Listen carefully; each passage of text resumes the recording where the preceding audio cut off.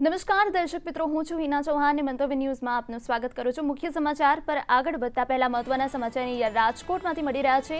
ખેડૂતો દ્વારા ઉગ્ર વિરોધ કરવામાં આવ્યો છે। લાગી રહ્યું છે કે રાજ્યના જગતનો તાજ વિરોધના મૂડમાં છે, ત્યારે પડધરી મામલતદાર ઓફિસે ખેડૂતો દ્વારા વિરોધ નોંધવામાં આવ્યો છે।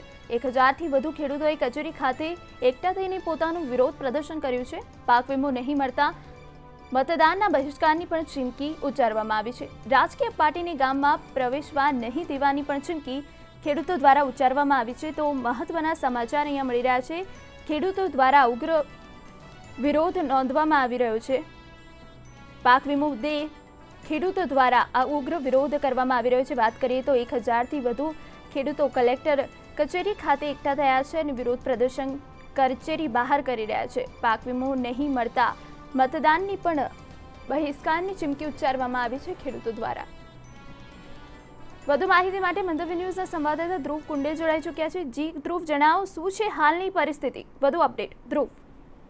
જી ચોક્કસથી આપણે જણાવી દઉં, પડધરી મામલતદાર ઓફિસ ખાતે ખેડૂતો દ્વારા ઉગ્ર વિરોધ કરવામાં આવ્યો છે। 1000થી વધુ ખેડૂતો અત્યારે વિરોધ દર્શાવી રહ્યા છે। ખાસ તેમની વાત છે કે પાક વીમો તેમને મળ્યો નથી, તેને લઈને અત્યારે ક્યાંક ને ક્યાંક તે અત્યારે પોતાનું ઉગ્રતા દર્શાવી રહ્યા છે, પોતાનો વિરોધ દર્શાવી રહ્યા છે।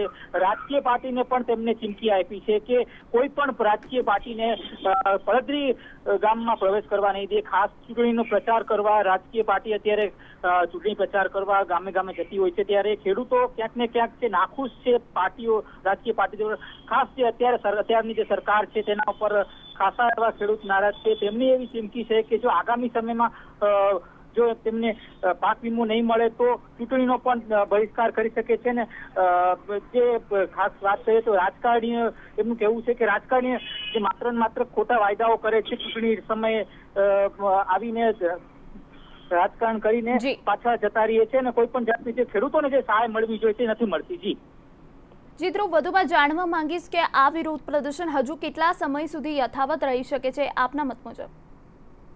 જી ચોક્કસથી વિરોધ તેમને દર્શાવેલું છે અને તેમને એક રજૂઆત કરવામાં આવી છે કે તંત્ર દ્વારા કે તંત્રને રજૂઆત કરવામાં આવી છે કે આગામી સમયમાં તેમની જે પાક વીમો છે તે મળી જાય છે અને જો નહીં મળે તો આ વિરોધ છે યથાવત રહેશે અને ચૂંટણીનો પણ બહિષ્કાર કરશે, તેમનું તેવું કહેવું છે। જી બિલકુલ ધ્રુવ, સમગ્ર માહિતી બદલ આભાર આપનો। તો પાક વીમાના મુદ્દે રાજકોટમાં ખેડૂતો દ્વારા વિરોધ પ્રદર્શન કરવામાં આવી રહ્યું છે। 1000થી વધુ ખેડૂતો કલેક્ટર કચેરી બહાર એકઠા થઈને આ વિરોધ પ્રદર્શન કરી રહ્યા છે। જો તેમના પ્રશ્નોનો નિકાલ નહીં કરવામાં આવે તો આગામી લોકસભાની ચૂંટણીના બહિષ્કારની પણ વાત ખેડૂતો દ્વારા કરવામાં આવી છે। પાક વીમો નહીં મળતા મતદાનના બહિષ્કારની ચીમકી ખેડૂતો દ્વારા આપવામાં આવી છે।